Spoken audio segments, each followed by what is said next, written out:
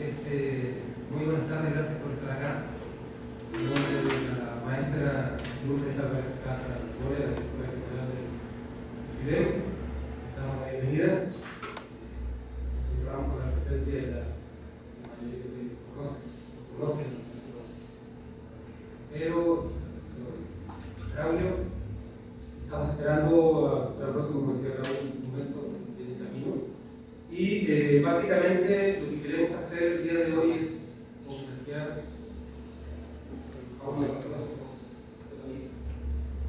Yo soy un extranjero, lo conocí hace mucho tiempo y les comentaba al maestro y al Braulio que me gustaría leer una pequeña reseña de lo que saqué de varias cosas. Básicamente, más que generalmente los homenajes hablan de la vida y de la oportunidad de conocerlo de cerca por las exposiciones de los invitados. Pero yo precisamente encontré en una revista y en una ficha que él tiene en el Colegio Nacional, donde habla del grupo que se dedicaba al estudio del ser mexicano, en donde uno de los mayores trabajos fue los grandes momentos del cristianismo en México, en el cual estudia las ideas que llevaron a la Revolución de Independencia.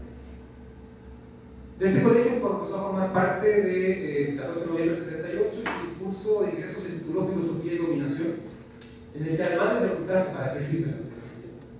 Y yo abrió el abanico de la reflexión con otras interrogantes que no podríamos hacer bastante tiempo después de su conocimiento. Y algo textual, que se lo quiero leer, dice: y no es ahora más necesario que nunca ese pensamiento de ruptura, en esta época de pensamiento homogeneizado, reducido a lugares comunes, enlatado, consumido en grandes cantidades, en esta época de pensamiento manipulado, servicial, fascinado por la fuerza y el poder, en esta época, en suma, en que la razón parece haber sido domesticado por el afán de la ganancia y el dominio. Si la ideología nace de la necesidad de seguridad e integración social, la filosofía satisface la necesidad de autenticidad y libertad. ¿No está ahora más viva que nunca esa necesidad? ¿No requerimos con urgencia aprender a asombrarnos de nuevo ante las opiniones que por obvias se nos quieren inculcar? Aprender a poner en cuestión de nuevo todos los mitos con que nos han adormecido. Recuperar la precisión y veracidad de los conceptos bajo los disfraces gastados de los discursos en uso. Y termino con una frase que él dijo hace muchos años atrás en un aula del Tecnológico de Monterrey con el doctor Rafael Sosman, en esa época, el doctor del sistema. Dijo algo que me lleva toda la vida. Y decía que el conformismo suele ser compañero del desencanto. Y ahora, con todo lo que sabemos que hoy está pasando en este país, de repente es cierto que muchos están desencantando, nos estamos desencantando, y muchos quizás nos estamos conformando. Y más que nunca suena actual lo que escuché, como les digo, hace muchos años atrás. Va a ser interesante la conversación de hoy día, como siempre lo plantea el querido Braulio, más que exposiciones, la forma en que los cuales podamos entender el pensamiento interior, entender el pensamiento de alguien que es actual hasta el día de hoy, a pesar de que no. Damos la bienvenida en primera instancia al maestro Héctor Horacio Café, que nos acompaña en buenos días, el auditorio. Muy buenas tardes a todos, les agradecemos su presencia en este sentido homenaje a nuestro querido retirado maestro Wilfio. Quiero agradecer en primer lugar la invitación que nos ha hecho recibir, en especial a mi querido amigo por Raúl Ortero, la invitación para participar en este evento académico.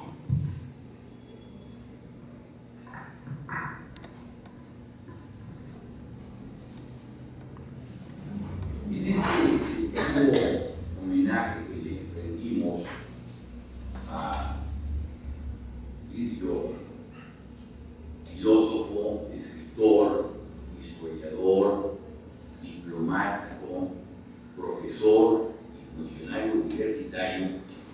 infatigable defensor de los derechos de los indígenas, es necesario reconocer que su ejemplar vida y su brillante pensamiento nos es muy útil en estos momentos por los que atraviesa nuestro país. Luis Villoro ha sido considerado como uno de los pensadores más importantes de México y del mundo de habla hispana. Francamente, no encuentro el orden adecuado para recordar algunos de sus conceptos que no legó en su prolífica obra. Pero, aunque en forma desordenada, voy a tratar de hacer una antología de ellos.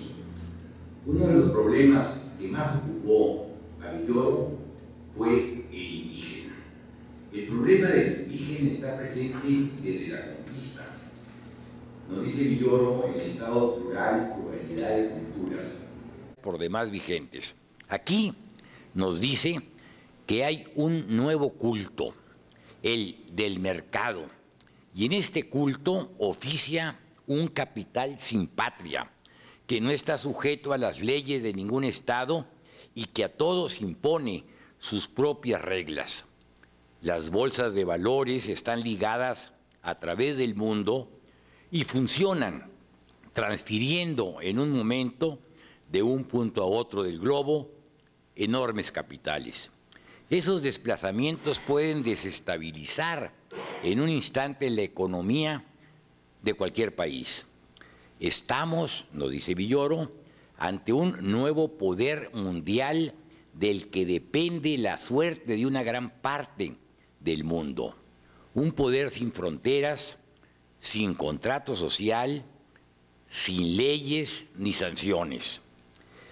Y en el concepto de ideología y otros ensayos, nos señala Villoro, que ante las múltiples culturas de etnias, nacionalidades, regiones de un Estado, puede diseñarse una política de respeto, tolerancia y fomento de la diversidad sin renunciar a su integración en una unidad superior.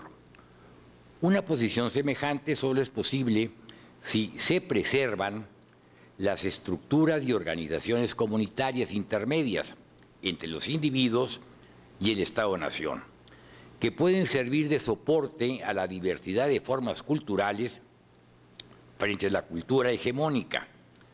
Quizá, concluyendo Villoro, una de las tareas de la humanidad en los próximos siglos sea propiciar la fecundación recíproca de las culturas para elaborar una cultura unida en su cima, diversa en su base.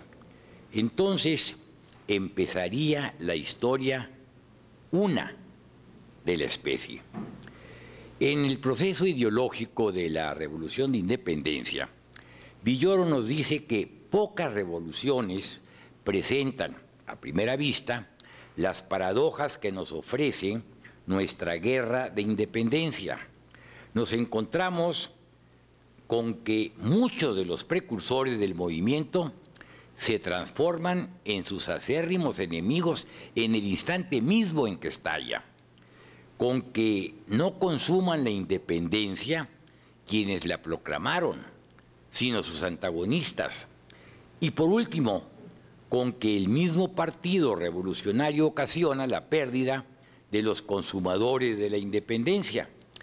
La simple enumeración de estos hechos bastaría para convencernos de la imposibilidad de interpretar la revolución como un movimiento en el que solamente se enfrentaron dos tendencias políticas e ideológicas. Las paradojas se disipan, en cambio, en cuanto abandonamos ese criterio simplista y distinguimos en la conmoción social varios movimientos que se suceden y entremezclan. Lo que llamamos revolución de independencia no es sino la resultante de un complejo de movimientos que divergen considerablemente entre sí y tienen su asiento en distintas etapas de la sociedad. Por ello, resultarán necesariamente parciales todos los intentos de interpretación unívoca. Luis Villoro, en el ensayo Democracia Comunitaria y Democracia Republicana, que se publicó en Perspectivas de la Democracia en México, nos dice que el fin del siglo XX asistió a la aceptación por la mayoría de las naciones de la democracia representativa de corte liberal. En los países desarrollados era una consecuencia de la redota de los regímenes totalitarios que se habían presentado como única alternativa a la democracia. Contra la sujeción de los individuos al poder absoluto del Estado, el objetivo principal de las nuevas democracias fue asegurar la libertad política de los ciudadanos. No debía repetirse su desprotección frente a un poder supremo. Después de hacer una crítica seria a la democracia liberal, Villoro nos dice que propicia la prioridad de los derechos individuales sobre el bien común. Y entonces nos propone una democracia comunitaria o democracia consensual, de acuerdo con los siguientes principios. Primero, la prioridad de los deberes hacia la comunidad sobre los derechos individuales.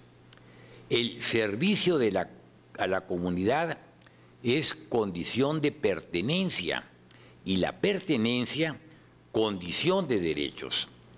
Dos, el servicio obliga a todos. Está dirigido a un bien común en el que todos participan. Establece, por lo tanto, una solidaridad fundada en la dedicación colectiva al bien del todo. Tres, la realización de un bien común está propiciada por procedimientos y formas de vida política que aseguran la participación de todos por igual en la vida pública. Son procedimientos de democracia participativa que impiden la instauración de un grupo dirigente sin control de la comunidad. Nuestros indígenas expresan este principio en una fórmula tradicional. Los servidores públicos, dicen, deben mandar obedeciendo. 4. Las decisiones que se tomen se orientan por una meta regulativa, dejar que todos expresen su opinión, acercarse lo más posible al consenso. Todos esos principios evitan la exclusión. Villoro está consciente de que esta democracia es viable en pequeñas comunidades agrarias o ganaderas, en donde todos se conocen. Sin embargo, en las democracias modernas que se presentan en sociedades complejas, se podría dar una democracia inspirada en el republicanismo y para ello Villoro propone, en primer lugar, frente al individualismo de la democracia liberal, se inspiraría en una democracia comunitaria e intentaría renovarla.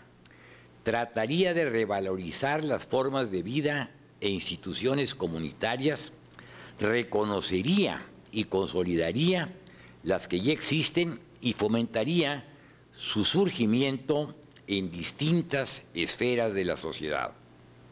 Asociaciones obreras, fraternidades de vecinos, gremios profesionales, universidades y escuelas, organizaciones no gubernamentales. 2. El reconocimiento de la comunidad como base de la democracia implicaría una difusión radical del poder político, de la cima a la base del Estado. En países multiculturales como México, comprendería el reconocimiento de las autonomías de los pueblos que componen la nación, la delegación de competencias políticas y recursos económicos a las células de la sociedad, las comunidades y los nuevos municipios se acompañarían de la recuperación de viejas tradiciones democráticas que varían según los países, en la América India, la de los calpulli indios, en la América Hispana, la de los cabildos abiertos. Y 3, el poder político se acercaría hacia el pueblo real para impedir el dominio de los espacios locales por caciques y sectas partidistas. Se tendrían que renovar y, en su caso, inventar procedimientos de una democracia participativa o radical, mediante los cuales los hombres y las mujeres situados en los lugares donde viven y trabajan pudieran decidir libremente de los asuntos que les conciernen. Los mandatarios electos por esos procedimientos estarían bajo el control de sus electores y deberían rendir cuentas de su gestión ante ellos en todo momento, de modo de asegurar que las autoridades designadas manden obedeciendo. Y 4, sin embargo, las relaciones comunitarias que pueden prosperar en ámbitos sociales reducidos, donde todos pueden comunicarse entre sí, no podrían conservar el mismo carácter a nivel del Estado Nacional. La experiencia histórica ha demostrado que en ese espacio más amplio y complejo solo son posibles formas de democracia representativa.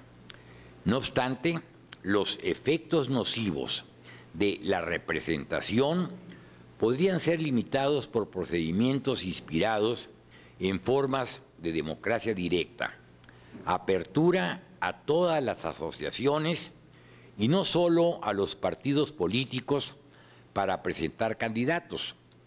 Se rompería así la manipulación de los procesos electorales por las burocracias partidistas. Se establecerían referendos y consultas populares en varios niveles sobre temas que no requieran de conocimientos técnicos. Se promulgarían reglas claras que permitieran el control de la gestión de los representantes y la cancelación de su mandato en todo momento. Lo importante sería que por la transmisión de competencias a los poderes locales, las funciones del Estado quedarían reducidas a renglones específicos, es decir, a los asuntos que compitieran a la unión de todas las instancias inferiores de gobierno.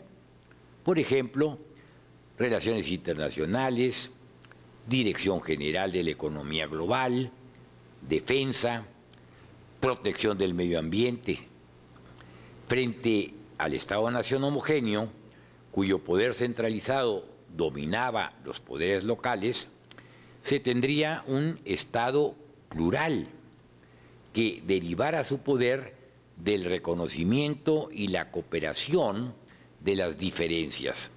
Si el derecho a la igualdad priva en el Estado liberal homogéneo, el derecho a la solidaridad entre todos los diferentes sería el principio más importante de ese Estado plural. La función fundamental que daría sentido a ese Estado republicano a la vez que comunitario sería promover el bien común que puede unir a todas las diferencias en contraposición con la concepción estrictamente liberal. Ese Estado no podría ser neutral, tendría que estar comprometido con los valores que rebasan los intereses de cualquier entidad local. Pero, ¿cuál podría ser el bien común en un Estado plural, respetuoso, por lo tanto, de todas las diferencias? Un Estado plural no podría imponer una concepción del bien sobre otras. En ese punto coincidiría con la concepción liberal del Estado, pero tampoco podría ser neutral. Su función sería justamente la de mantener la cooperación, la solidaridad y la ayuda mutua entre todas las entidades sociales que lo integran. El bien común sería lo que redunda en beneficio de todos, considerados como un todo solidario. Solo quedarían excluidos los que rechazaran la cooperación con los demás y que fueran, por lo tanto, excluyentes de los otros. El bien común del Estado plural tendría como condición la no exclusión en la pertenencia recíproca, y la no exclusión es la primera condición de la justicia. Por último, nos dice Villoro, a diferencia de las comunidades premodernas, un republicanismo renovado al nivel de las sociedades modernas no justificaría la solidaridad en los usos establecidos en la tradición, sino en la elección autónoma de los ciudadanos de un Estado plural y justo. En Filosofía y Vocación, nos dice Villoro, sobre la vocación filosófica, que la pretensión de explicar la filosofía a partir de los motivos que nos condujeron a ella oculta una pregunta: ¿cómo puede justificarse la filosofía ante nosotros? Ni esa es pretensión, ni esa pregunta son filosóficas, nos dice Villoro.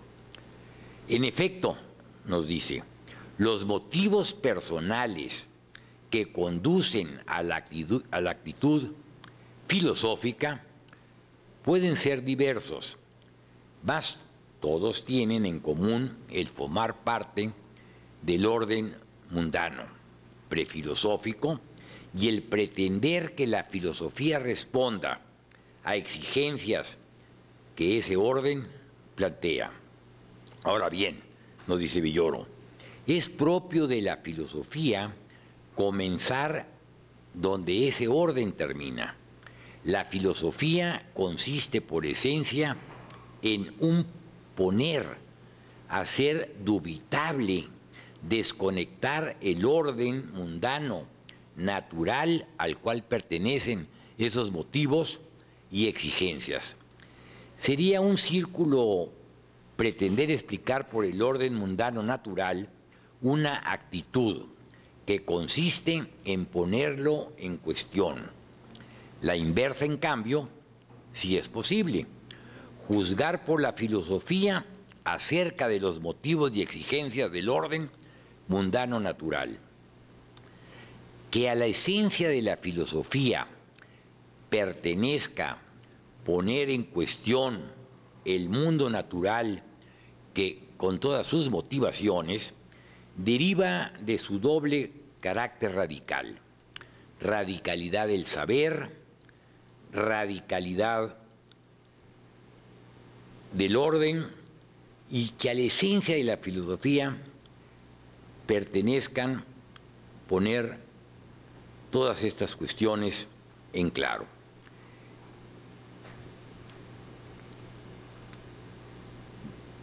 En Poder y el Valor, Villoro nos va a distinguir dos tipos de lenguaje en los discursos y textos políticos. Por una parte, el discurso justificativo, normativo, valorativo, que se refiere a un estado social deseable que supone una concepción de una sociedad posible, ideal, que respondería al bien común y cuya razón es práctica. Y por la otra, el discurso explicativo, que tiene que ver con los hechos y las relaciones al interior de la estructura social. Este se ocupa de dar cuenta de las fuerzas sociales que podrían favorecer u obstaculizar la realización de proyectos valiosos. No formula fines deseables, sino los medios necesarios para realizarlos. Ejercita una razón teórica sobre los hechos y conocimientos y una razón instrumental sobre la relación entre medios y fines.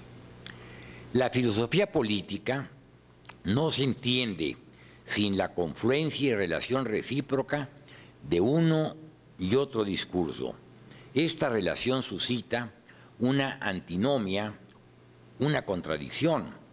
El lenguaje explicativo intenta dar razón de las relaciones políticas mediante hechos que comprenden las acciones intencionales de los agentes, que incluyen deseos, creencias, intereses. Así, la política, de ser una ciencia, pretendería explicar la dinámica del poder a partir del conflicto de intereses particulares entre los distintos grupos y clases sociales. Pero de los intereses particulares no puede inferirse, sin otras premisas universales, el bien común. La diferencia de intereses no puede salvarse, resolverse por el solo discurso explicativo. Por su parte, el discurso justificativo pretende determinar lo bueno para cualquier miembro de la sociedad, más allá de los intereses individuales excluyentes de los demás. Pero del valor objetivo, lo que efectivamente satisface una necesidad, no se puede inferir sin un razonamiento suplementario, razones suficientes, los fines y valores que de hecho mueven a cada grupo social. En otras palabras, para explicar la política no se puede prescindir de la pretensión de objetividad de los proyectos de los colectivos. Esta pretensión tiene que establecer una mediación entre los intereses particulares y los valores objetivos. Y para justificar la política no se puede simplemente describir las características ideales de una sociedad justa, porque lo que se pretende es la realización en los hechos de ese bien común, y para ello se necesita conocer la realidad social.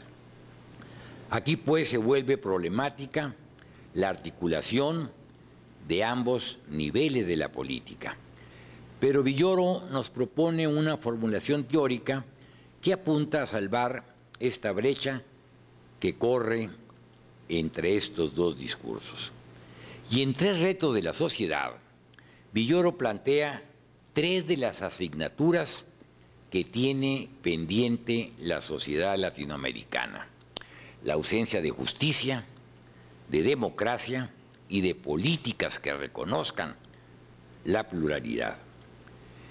Y para concluir, en estos momentos me parece muy importante recordar el discurso de ingreso al Colegio Nacional el 14 de noviembre de 1978, en el que Luis Villoro reflexionaba: ¿y no es ahora más necesario que nunca ese pensamiento de ruptura en esta época de pensamiento homogeneizado, reducido a lugares comunes, enlatado, consumido en grandes cantidades, en esta época de pensamiento manipulado, servicial, fascinado por la fuerza y el poder, en esta época, en suma, en que la razón parece haber sido domesticada por el afán de ganancia y de dominio?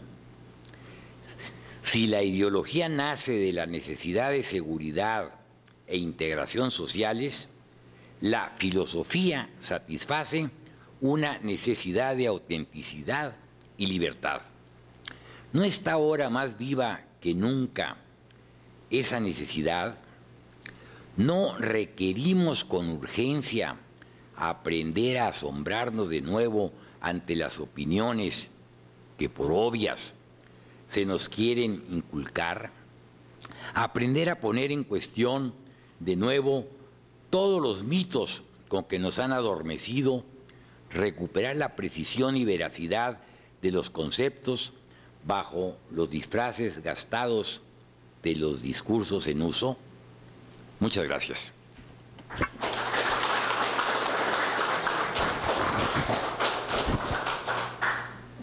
Muchas gracias, maestro Campero.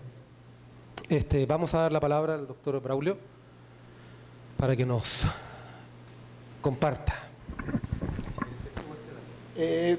Voy a pasar, porque preparé unos mapas, unos diagramas que espero nos faciliten la presentación de los conceptos que, por otro lado, el maestro Campero ha hecho de manera brillante. Está ahí aquí el doctor Ambrosio Velasco, lo cual a todos seguramente nos alegra mucho.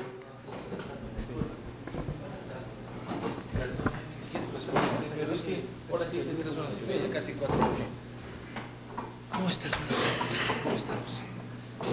Gracias. Disculpen, pero ahora sí. Hay un accidente, no sé qué pasó. Está prácticamente parada. Me tuve que cortar por Tepoztlán, pero creo que salió peor. Perdón. Empezó el maestro Campero. Sí, estupendo. ¿Iba yo después? No, empieza. Sí, por favor, sigue. Muchas gracias. Voy a pasar, les decía, para utilizar el proyector a fin de regresar algunas de las ideas que el maestro Campero ha expuesto de manera tan brillante en este recorrido minucioso de la obra de Villoro, y estoy seguro que el doctor Ambrosio Velasco podrá ampliar esta visión de conjunto, esta visión panorámica de Luis Villoro. Yo en lo personal me voy a centrar en uno de los últimos libros de su producción, de su autoría, que se titula Los retos de la sociedad por venir.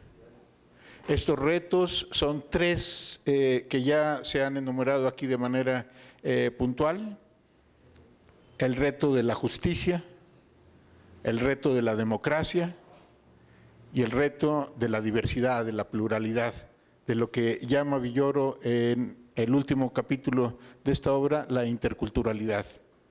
Justicia, democracia, interculturalidad.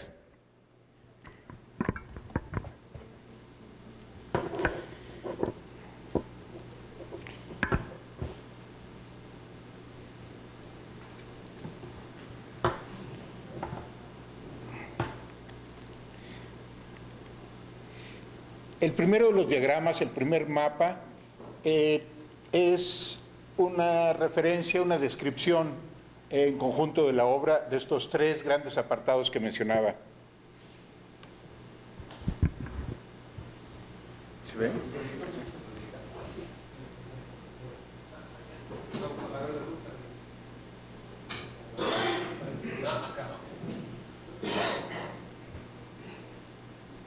Sí se puede grabar. Sí, está con la videograbación.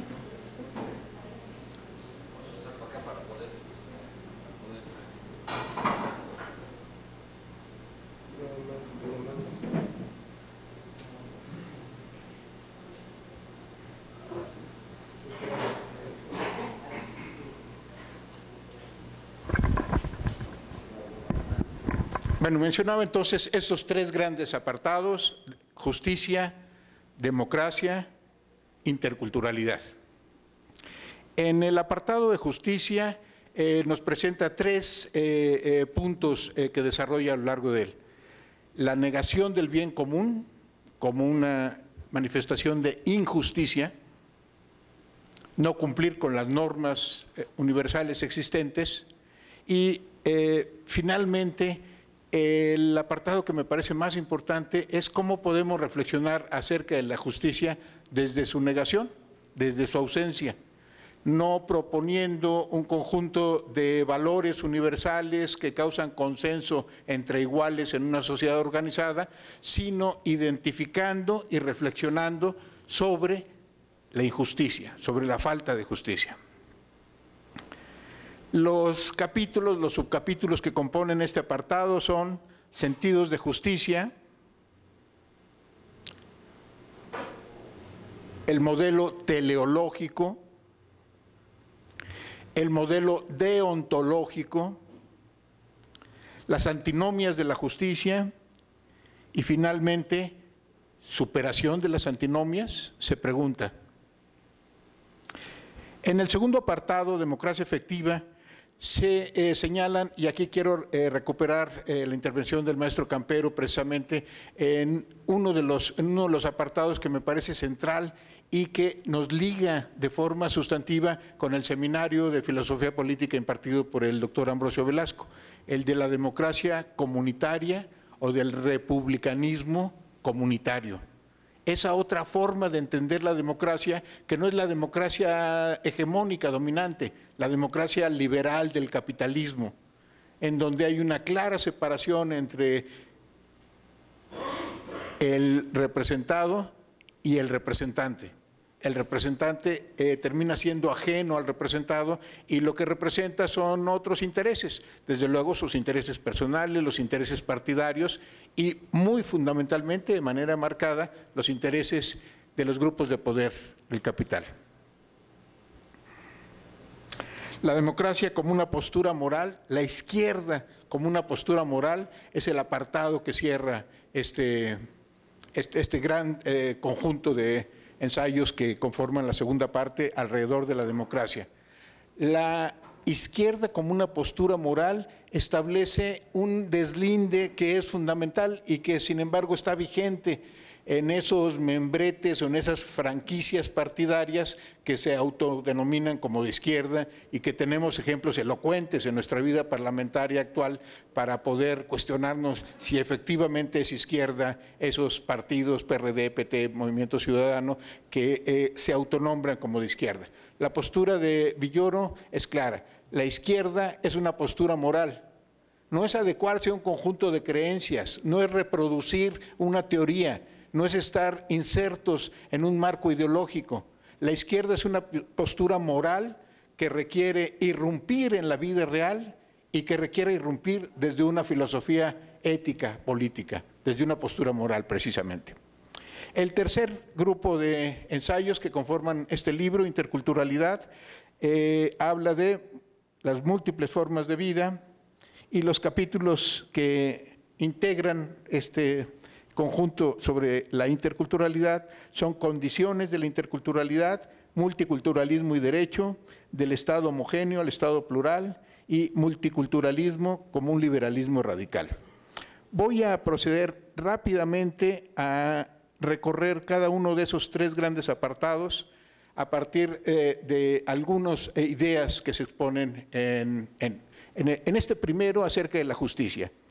El primero de los ensayos se titula Una vía negativa hacia la justicia. Dice Villoro, podemos reflexionar sobre la justicia en una sociedad desarrollada cuando existe un consenso racional entre iguales y que permite establecer una forma de vida que interpreta la justicia a partir de valores universales. Es justo aquello que cumple con ciertas normas. Esto es válido, dice Villoro, para las sociedades desarrolladas, que ya han enfrentado procesos de discriminación social, económica y que también han enfrentado regímenes tiránicos. El fascismo, el estalinismo, el nacionalsocialismo, estas formas de organización que han permeado, que han marcado a las sociedades desarrolladas y que establecen esta diferencia. En estas sociedades se elaboran teorías de justicia basadas en la idea de un consenso racional entre sujetos iguales en una democracia funcional. Pero se pregunta Villoro, ¿no habrá manera de reflexionar sobre la justicia por otra vía? No a partir del consenso, sino de la ausencia de la justicia. En vez de plantearnos principios universales de justicia y las vías de realización en una sociedad específica, Villoro nos propone partir de la percepción de la injusticia real y proyectar lo que podría remediarla en términos concretos.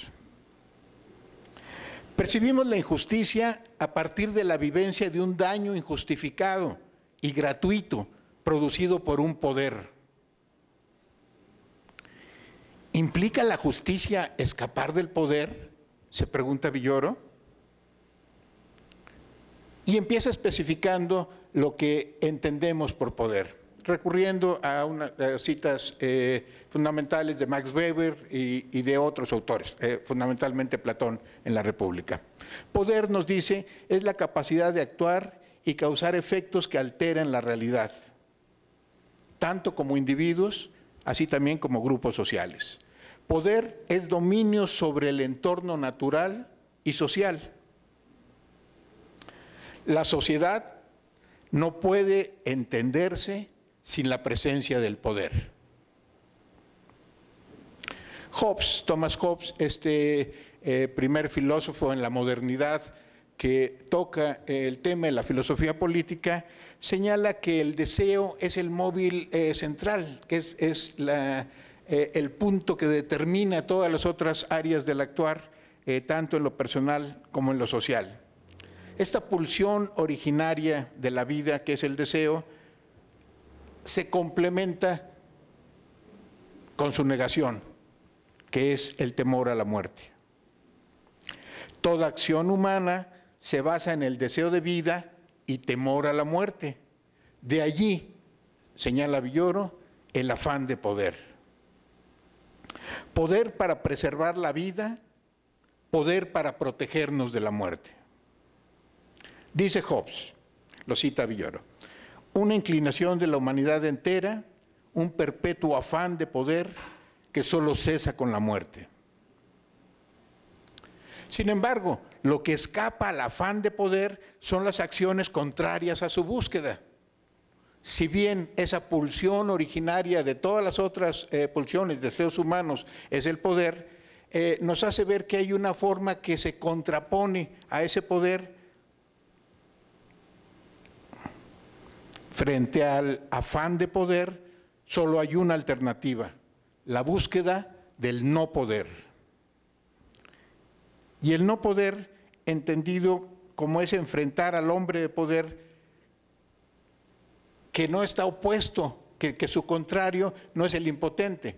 No enfrentamos al hombre de poder, al impotente, sino aquel que rehúsa el poder como un fin. Una ciudad bien gobernada por hombres de bien, advierte Sócrates, actuarían para escapar del poder como ahora, de manera generalizada, se actúa para alcanzarlo. Buscar la vida no marcada por el poder es el fin del hombre de bien, que no es esclavo del afán de poder de los demás. Escapar del poder es no dejarse dominar por su influjo, esto es, oponerse y resistir al poder como dominación.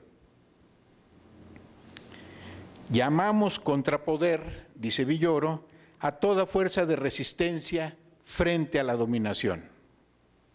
Y aquí quisiera hacer una pequeña glosa en relación con el poder en dos acepciones que quisiera pudiéramos tener presentes para la eventual discusión.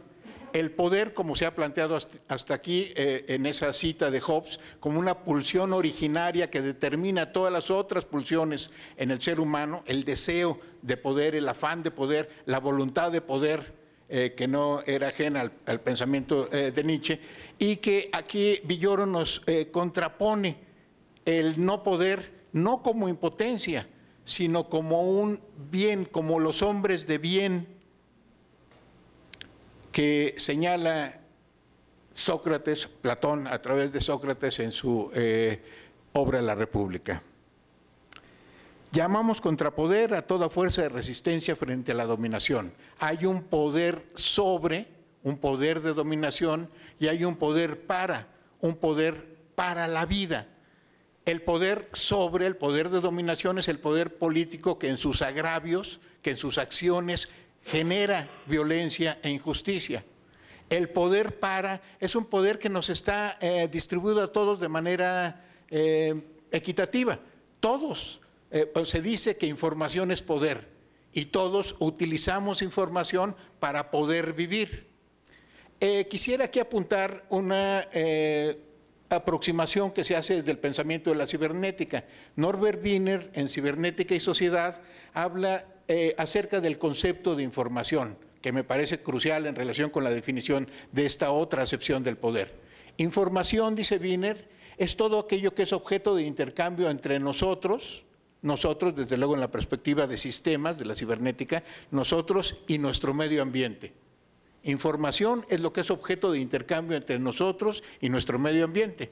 Percibimos a través de nuestros sentidos, elaboramos los datos que recopilamos con nuestros sentidos y los transformamos en decisiones, en acciones. Esa transformación en acción, en decisiones, es lo que se conoce como información. Información, todo lo que es objeto de intercambio entre nosotros, el medio ambiente. Nos permite adecuarnos a las condiciones que el medio nos impone. En lugar de estar en este momento bajo el rayo del sol, construimos espacios que nos permiten tener un mejor confort. ¿Sí? Enfrentamos las condiciones que el medio nos impone, pero también nos adecuamos a esas condiciones que el medio impone sobre nuestra vida, como una forma de vida precisamente, como una forma de ejercer esa pulsión original, a la cual estamos deslindando en dos formas del poder: el poder como dominación, el poder sobre, y el poder para vivir. Una forma de ver la historia es verla como una contienda entre la dominación y los intentos de escapar de ella. Esto es un continuo enfrentamiento entre los hombres de poder y entre esos hombres de bien que señala Sócrates como una oposición a la postura de Trasímaco. Ustedes recordarán en ese fragmento en donde Trasímaco representa pues la política real, a la política de los intereses de los poderosos. La justicia es adecuar las leyes a los intereses de los poderosos. Contrapuesto a esta figura de Trasímaco, Sócrates señala el papel del hombre de bien. Y el hombre de bien es aquella pequeña fracción de la humanidad que continuamente ha estado resistiendo el poder sobre, el poder de dominación. El fin del contrapoder sería entonces la abolición de la dominación. Y puesto que el Estado ejerce casi todas las formas de dominación, el fin último sería la abolición del Estado. Con la abolición del Estado se suprimiría de cuajo la voluntad de poder. Es un fin imaginario, desde luego, es un fin último. No lo propone como un lineamiento de acción para alcanzarse en el futuro indefinido, sino como una forma de entender un fin imaginario de un mundo que se opone a ese otro afán de poder que señalábamos previamente. La historia puede verse entonces como un camino hacia una sociedad liberada del afán de poder como dominación. Liberarse del mundo donde priva la injusticia no equivale a postular el mundo injusto del que habla Trasímaco frente a Sócrates, sino elegir la capacidad de actuar para oponerse y escapar a esa realidad injusta.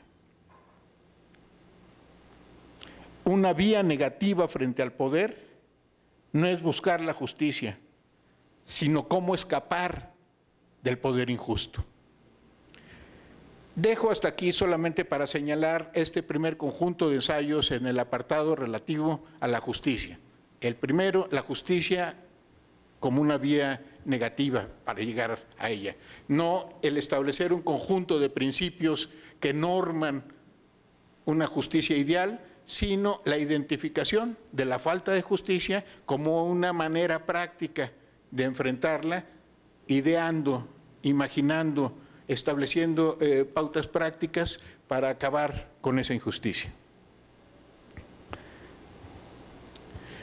Tenemos un par de apartados por enfrentar, que lo voy a hacer de manera muy rápida para dar pie a la parte sustantiva, al plato fuerte de este homenaje, esta recordación del doctor Villoro con el doctor Velasco. Entonces, el primero que vimos fue la justicia y una vía negativa, la injusticia como una vía para la justicia. El poder absoluto del Estado es el tema que enfrenta la democracia. El segundo, recuerdan ustedes, de los grandes apartados: primero justicia, segundo democracia y finalmente interculturalidad. En términos del segundo punto de la democracia, los objetivos que las democracias liberales, las democracias capitalistas tienen es enfrentar, por una parte, el asegurar la libertad política de los ciudadanos y reaccionar a nombre de la libertad del individuo y del mercado. También para refrenar el poder de los militares, pero por otra parte para enfrentar también el Estado asistencial y populista desde la democracia liberal capitalista. Existen, sin embargo, otras voces democráticas ante esta democracia liberal que ya se expuso previamente en la presentación que hizo el maestro Campero. Dos vías, dos de ellas son la democracia basada en lo comunitarismo y la otra en el republicanismo. La democracia comunitaria propone por tradición la unidad del grupo social y el apoyo mutuo. En cambio, la democracia liberal impone la competencia y el derecho del individuo. Una democracia consensual, cita aquí Villoro a Kwasi Wiredu, un sociólogo, un politólogo africano, que dice: la democracia consensual es un diálogo razonado entre todos los miembros de una comunidad. Ese diálogo razonado que busca el consenso lleva a una forma de consenso razonado. Todos son considerados en una democracia consensual, todos los miembros del grupo son considerados en su opinión, en sus deseos, en sus afanes, pero también todos quedan obligados con la comunidad. No es solamente el ser oído, sino también ser corresponsable del bien común. Esta es una variante democrática que difiere de la liberal de mayorías y minorías. El consenso expresa solidaridad entre todos los miembros del grupo. Los principios de democracia comunitaria o consensual que ya se presentaron previamente son la prioridad de deberes hacia la comunidad sobre los derechos de los individuos. En segundo lugar, el servicio dirigido al bien común, que es obligatorio para todos los miembros de la comunidad. El tercero, la democracia participativa, que impide la formación de grupos dirigentes sin control de la comunidad. Y el cuarto, todos expresan su opinión. La meta es acercarse lo más posible al consenso, evitar la exclusión. La democracia comunitaria surge de la tradición, se hereda y encarna en una moral social comunitaria. La autonomía personal está supeditada a la autogestión de la comunidad. Priva los intereses de la comunidad sobre los intereses del individuo, cosa que sucede de manera inversa, desde luego, en la democracia liberal, donde son los intereses del individuo, los intereses particulares, los que privan sobre la organización social. Estos principios funcionan en comunidades pequeñas, desde luego, ya lo advertía el maestro Campero en su exposición. Esto funciona cuando la comunidad es suficientemente pequeña y los miembros de la comunidad tienen oportunidad de participar directamente en la asamblea. Pero, ¿qué pasa en las sociedades urbanas, en las sociedades de masas donde vivimos nosotros, los que somos parte de esta cultura del progreso, nosotros los universitarios de manera muy marcada? La sociedad moderna es masiva, urbana, compleja, egoísta y excluyente. La democracia comunitaria no se puede transponer en las sociedades urbanas. No hay manera de llevar la Asamblea General a la Asamblea de toda Cuernavaca o de todo el estado de Morelos o peor aún de toda la República Mexicana.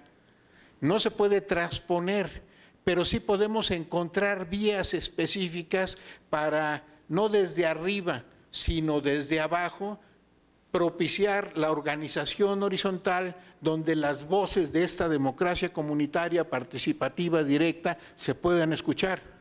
No estableciendo mandos únicos, si me permiten el ejemplo quizá impertinente, que disminuyan aún más la autonomía y el poder de los municipios, sino por el contrario, fortaleciendo desde abajo, la organización comunitaria en los municipios y haciendo cosas tan prácticas como lo que sucede ahora en el barrio, en la colonia donde vivo.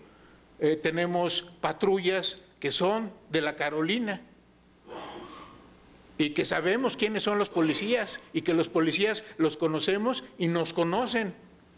Y no falta quien les lleve un cafecito y no falta quien arrime unos tacos y no falta quien reconozca al otro como parte del propio barrio, de la propia comunidad, de la propia organización. Un ejemplo pequeño, pero que quizá apunta en este sentido que nos previene Villoro, poder no traspasar las formas organizativas de la democracia comunitaria hacia la sociedad de masas, sino idear desde abajo en la sociedad de masas formas de organización donde el barrio, la colonia, el ejido, el congregado de profesionistas, la fraternidad de vecinos, donde estos grupos desde abajo horizontalmente se reconocen y participan en esta vida de una democracia comunitaria. Pero si nos permite reconocer que hay otras formas de organización democrática y de convivencia pacífica, esta es la aportación que la democracia comunitaria hace, enfrentando y complementando la democracia liberal vigente. Otro punto es el republicanismo comunitario. Hasta aquí las referencias a este autor africano que hace Villoro, y en el republicanismo comunitario nos hace ver que surge la crisis del Estado-nación moderna ante la globalización. Existen reivindicaciones de autonomía de los pueblos que lo componen, el derecho a la diferencia.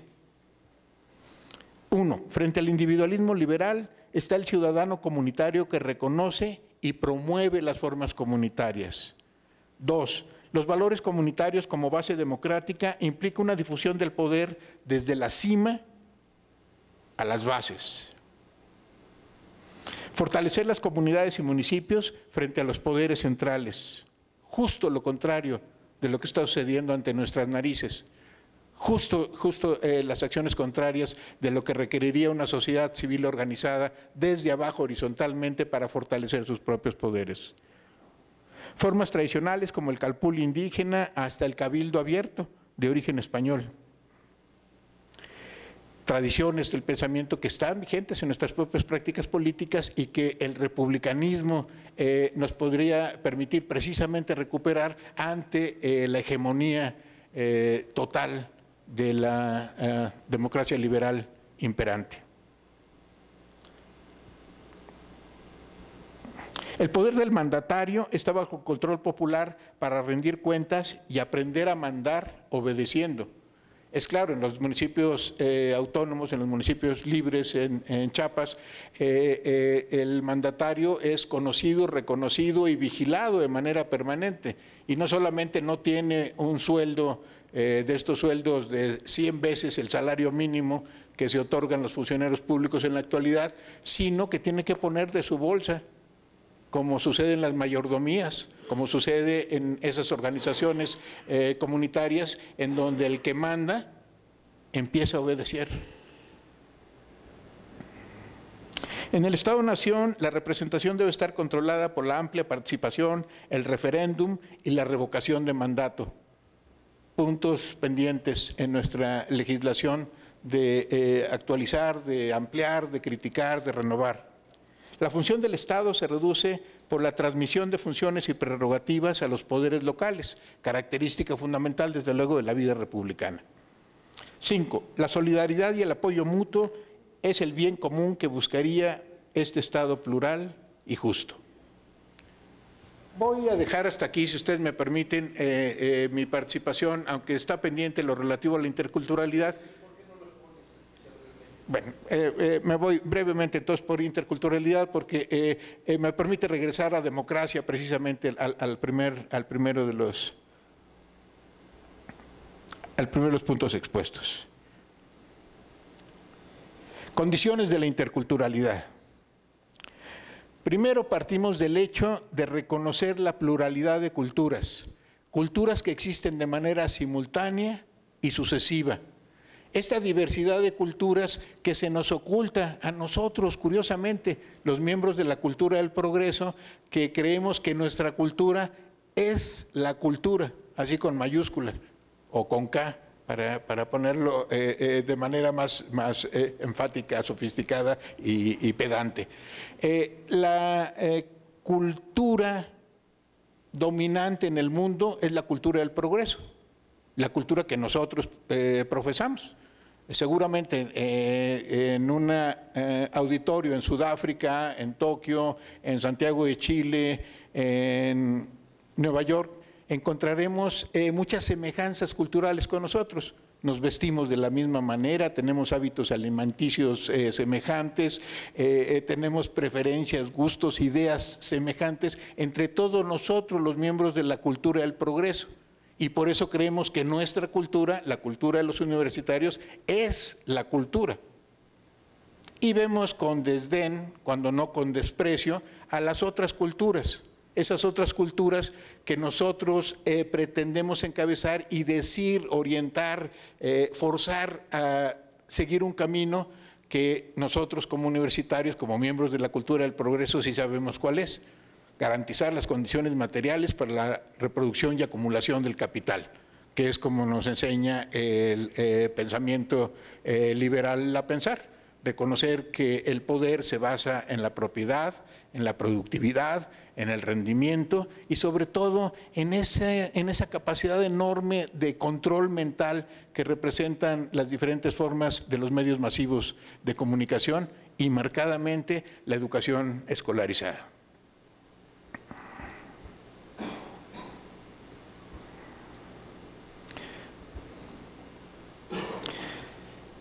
¿Cuáles son las funciones de cada cultura?, se pregunta Villoro. Expresar emociones y deseos, formas de sentir, modos de sentir el mundo, preferencias y elecciones de fines, definir medios para la obtención de esos fines propuestos y poder identificar una cultura, nos dice, consiste en conocer en qué medida se cumplen estas funciones.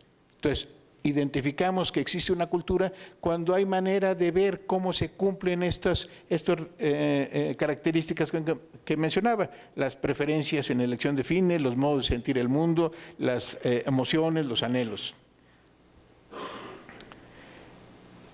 No solo describir la cultura, sino comprender las simpatías y diferencias entre culturas. Este es uno de los primeros rasgos para la interculturalidad.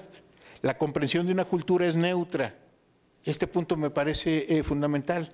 Es neutra en tanto que no entraña la aceptación o el rechazo de otra cultura, sino el reconocimiento del otro que no es como yo. Para comprender una cultura necesitamos considerar al menos dos dimensiones: el poder y el valor. No hay cultura que no ejerza formas de poder. El poder, cita Villoro a Weber, el poder es la probabilidad de imponer la propia voluntad dentro de una relación social, aún contra toda resistencia y cualquiera que sea el fundamento de esa probabilidad. El poder sobre personas o grupos es dominación cuando anula el poder del otro. Esa figura del poder sobre, a diferencia del poder para. Cuando anula la voluntad, la capacidad de ejercer el poder del otro, eso es lo que llama Villoro, reconoce, identifica y parece un concepto fundamental como dominación. Pero existe el poder asociado a cada individuo en el sentido cibernético de la información que antes expuse. Esta información, como lo que es objeto de intercambio entre nosotros, el ambiente, nos permite adecuarnos a las condiciones que nos impone el medio, pero también adecuar esas condiciones a nuestros propios propósitos culturales. El poder de cada individuo por prevalecer ante un medio hostil. A Nietzsche, dice Villoro, no le faltaba razón al ver en la voluntad de poder la esencia misma de la existencia.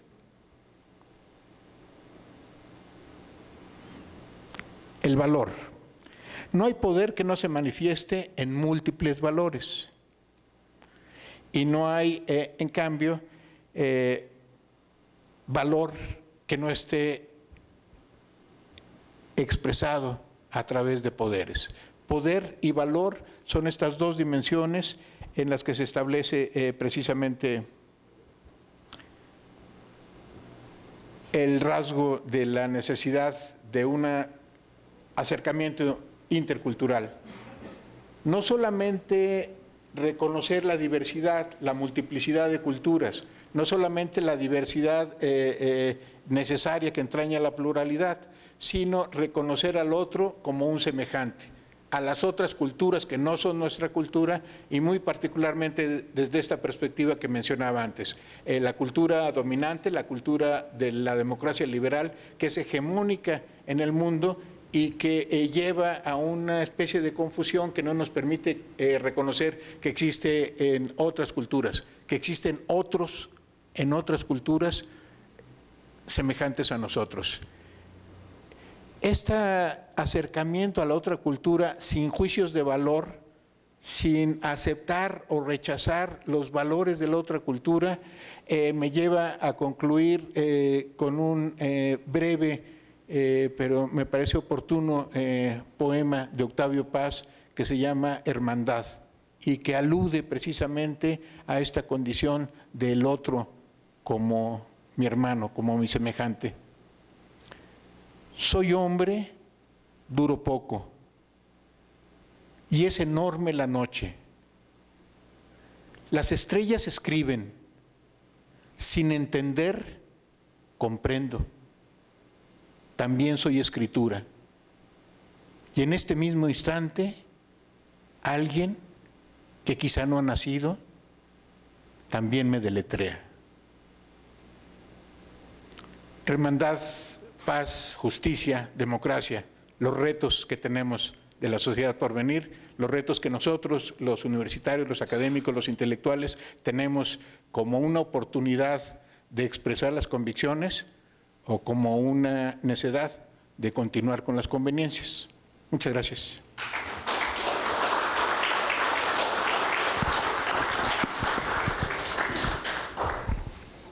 Muchas gracias, Braulio. Vamos a dejar la palabra al doctor Ambrosio Velasco. Muchas gracias.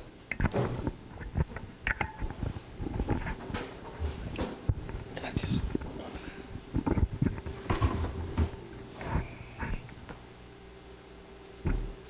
Pues reitero la petición de que me excusen, por favor, me disculpen por el retraso, pero sí, el tráfico fue como si hubiera sido puente.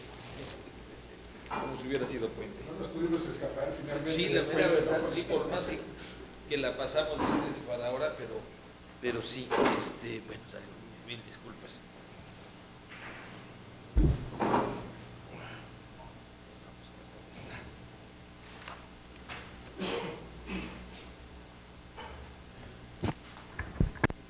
Voy a leer para no extenderme mucho en la presentación del trabajo sobre Luis Villoro en su homenaje.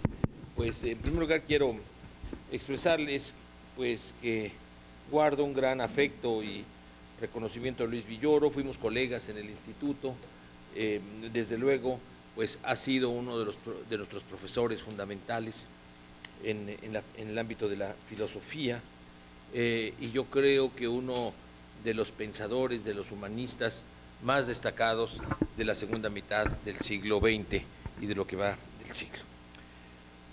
Luis Villoro ha sido uno de los más apreciados e influyentes filósofos iberoamericanos. Durante su larga y fructífera vida, se preocupó por desarrollar una filosofía auténtica, comprometida con los más grandes y urgentes problemas de la realidad latinoamericana, mexicana, latinoamericana y mundial. En especial, su interés más persistente estuvo vinculado a los pueblos indígenas, a su marginación social, a su dominación política, explotación económica y desprecio cultural. Esta preocupación fundamental surge de una experiencia determinante. ¿No se escucha? Ah, pues no sé qué hacemos. Sí.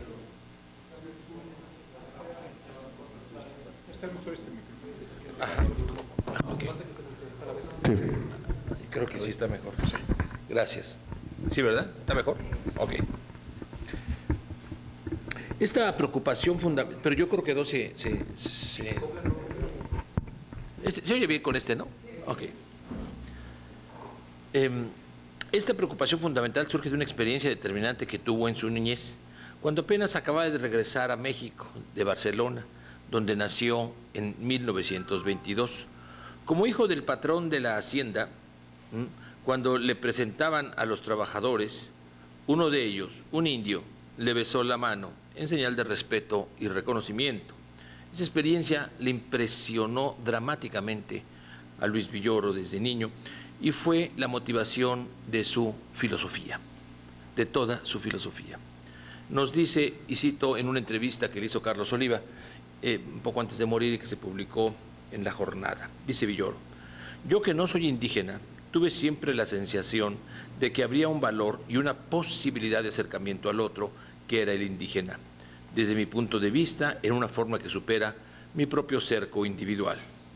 Esto que estoy diciendo es una experiencia personal, porque yo creo que la reflexión filosófica siempre tiene como última raíz experiencias personales, vívidas, experiencias que, si son vividas intensamente, vuelven más fuerte la manera racional en que tratamos de vivir con ellas.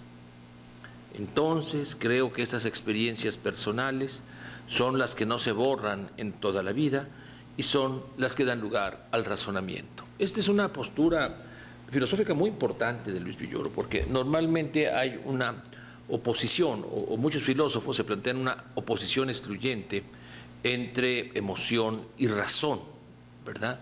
Y lo que está diciendo Luis Villoro, con una vena, pues podemos llamarle humeana, ¿no?, de David Hume, es que no, que en realidad la razón lo que tiene que elaborar son experiencias, sentimientos, afecciones, pasiones que se han tenido y que se viven. Hume decía, la razón es esclava de las pasiones. Ese es el trabajo de la razón, y Villoro tiene mucho esta beta.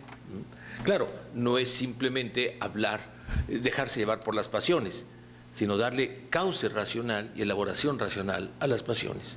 Y esa pasión, desde luego, entendida como la afectación profunda de ese niño, de ese viejo anciano que le besa la mano a un niño, hijo del patrón de la hacienda en San Luis Potosí. Desde sus primeras obras, la filosofía de Luis Villoro va y viene de lo epistémico a lo ético y de lo cultural a lo político, para comprender los problemas fundamentales del mundo de hoy, sobre todo de México, y en especial la relación la relación del Estado con la nación mexicana y de la nación y del Estado con el mundo indígena. En esta perspectiva, Villoro escribe sus primeras grandes obras. En primer lugar, los grandes momentos del indigenismo, 1950, y posteriormente el proceso ideológico de la Revolución de Independencia, 1953. En los grandes momentos del indigenismo, Luis Villoro, como otros de sus colegas de entonces, Samuel Ramos, Octavio Paz y en general el Grupo Hiperión, conformado por él mismo, por Ricardo Guerra, que también era miembro de ese Grupo Hiperión, por Joaquín Sánchez MacGregor, por Leopoldo Sea, entre otros, busca comprender el ser del mexicano. Pero a diferencia de… bueno, lástima que no está la directora, pero quisiera proponerle que se rescataran esos trabajos del doctor Guerra, que son parte del Grupo Hiperión, ¿no? Y es sobre la identidad y la psicología del mexicano. Entonces, Guerra era de los más críticos respecto a esa posibilidad. En realidad, los grandes momentos del indigenismo responde a este intento de hacer una filosofía de lo mexicano y de la nación mexicana. Entonces, decíamos, los grandes momentos del indigenismo, Luis Villoro, como otros de sus colegas, busca comprender el ser del mexicano. Pero a diferencia de la mayoría de los otros filósofos y humanistas empeñados en la misma tarea, Villoro centra su atención en la concepción, esto es muy importante, que los no indígenas, esto es el indigenismo, la concepción que los no indígenas han tenido sobre lo indígena para formar una idea constitutiva de identidad cultural mexicana, para formar una idea de la identidad nacional. Entonces, es muy importante reconocer este rasgo del indigenismo, la concepción que los no indígenas tienen de los indígenas, comúnmente para quitarles lo indio, para quitarles su esencia indígena. Muestra con dramatismo la profunda contradicción entre una admiración desmedida y un desprecio igualmente desmedido al indio. Cuando se les ve en los términos de sus propias culturas, a los indígenas se les reconoce su grandeza, pero cuando se les interpreta desde la cultura europea, se les ve como demoníaca o miserable. Esa misma contradicción se muestra en el proceso de independencia. A los criollos les parece que los únicos que son capaces de construir una identidad nacional mexicana son ellos mismos desde la intelectualidad, desde su quehacer cultural. Pero los mismos criollos se dan cuenta que la identidad de México la tienen que forjar a partir de una interpretación de lo indígena, desde un punto de vista no indígena, esto es, el indigenismo histórico. Y no solo ello, sino una contradicción más. Para los intelectuales y dirigentes criollos de la independencia, esto ya me estoy refiriendo a su libro, El proceso ideológico de la Revolución de Independencia, el indio del pasado es el que tiene grandeza, mientras que el indio vivo del presente es miserable, ha caído en una profunda degradación social, intelectual, física y hasta moral. Estas contradicciones son los verdaderos y profundos traumas de México a través de su historia. Quizás el carácter, cuando hablo de los verdaderos traumas, estoy aquí haciendo una alusión a Edmundo Gorman y su libro México, el trauma de su historia, en el que el trauma de su historia pues es la visión entre conservadores y liberales. Lo que aquí estamos apuntando, siguiendo a Luis Villoro, es que el trauma es mucho más profundo. El trauma no es una confrontación de ideologías o de proyectos políticos entre liberales y conservadores, entre liberales que miran al mundo angloamericano como modelo a seguir y conservadores que rescatan el pasado hispánico como la principal fuerza. No, el trauma es mucho más profundo. Es entre indígenas y criollos el trauma. Quizás el carácter no resoluble de esos problemas y su apariencia de pseudoproblemas desde la filosofía analítica llevó a Villoro a dejar a un lado, o por lo menos dejar descansar, la filosofía de lo mexicano y concentrarse en una filosofía más rigurosa y de reconocimiento mundial, la filosofía analítica. Esto representó para Villoro un cambio radical que él concibe como un cambio en el ambiente filosófico de México. En una mesa de discusión en 1967 sobre el sentido de la filosofía en México, en la que también participaron Alejandro Rossi, Leopoldo Sea, Abelardo Villegas y José Luis Valcárcel, Villoro reconoce que no hay una tradición de filosofía mexicana y que el esfuerzo desarrollado por él y otros de sus colegas en torno a la filosofía de lo mexicano no había tenido seguidores y no tenía sentido intentar continuarla. Cito a Villoro: ¿no podría verse en este cambio una nueva ruptura con la tradición propia? Para emplear el lenguaje de Ramos, ¿no estaríamos ante otra forma de imitación de filosofías ajenas? Confieso que no encuentro mucho sentido en estas preguntas. No puede hablarse de una ruptura con una tradición propia porque sencillamente en México no existe una tradición filosófica actualmente vigente. La hay sin duda en el campo de la ideología política, pero no en el de la filosofía. Los filósofos de nuestro país no han constituido una escuela. ¿Quién sigue actualmente el monismo estético de Vasconcelos o el existencialismo de la caridad de Antonio Caso?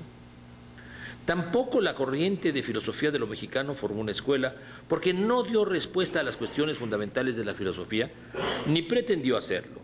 Lo interesante sería preguntar, ¿por qué es esto así? ¿Por qué no hay una tradición filosófica mexicana? Y la respuesta no se haría esperar. Todo esto es cita de Villoro, no se haría esperar por falta de rigor, por carencia de suficiente profesionalismo. Las generaciones más jóvenes no siguieron acaso a Vasconcelos, a Ramos, no por desvío de lo propio o espíritu imitativo, sino porque no encontraban en ellos el rigor y el nivel de pensamiento de otros filósofos. Mala filosofía, dice Villoro.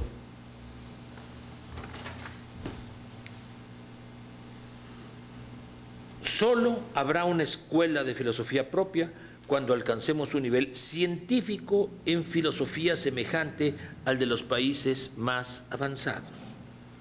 Sobre todo está pensando en Estados Unidos y en Inglaterra y en Alemania. El punto de arranque de una tradición filosófica no está en la especificidad o peculiaridad de un pensamiento, sino en la fuerza y la hondura de su reflexión crítica. Fin de la cita. Es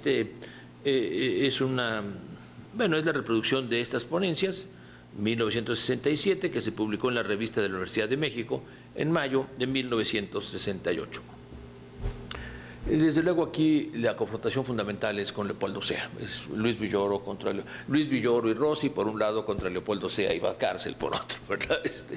Y aquí puse lo más ligero de la opinión crítica de Villoro. Podríamos extendernos muchísimo sobre esto, quizás no conocieran esta beta de Villoro, este periplo analítico y esta crítica agudísima a la filosofía mexicana, que en realidad es un parricidio. Es decir, es decirle a Gauss, ya no nos representas, y aunque te tenemos gran veneración, tu filosofía no nos interesa. Esa filosofía que has reconocido como una tradición centenaria no nos interesa, necesitamos rigor, y tú, pues, tienes rigor, pero no suficiente. Estoy un poco parafraseando, ¿verdad? Pero sí, es una ruptura radical con Gauss. Gauss mismo, claro, ¿por qué esta ruptura? Es un problema, pues yo diría que inclusive de psicoanálisis intelectual, ¿no? Porque todos los alumnos de Gauss, salvo una, que es Carmen Rovira, hicieron este parricidio. Sea lo hizo en otro sentido, pero bueno, no me voy a extender. Sea se fue al PRI, y eso fue lo que le paró los pelos de puntas a Gauss, ¿no? Sea se convirtió. Por eso dice, sí hay ideologías, ¿no? Dice, no hay filosofía, sí hay ideologías. Y el gran ideólogo del PRI es Leopoldo Sea, es lo que está diciendo Villoro, en otros términos, ¿no? Lo cual es absolutamente cierto, por otra parte, ¿no? Lo cual es absolutamente cierto.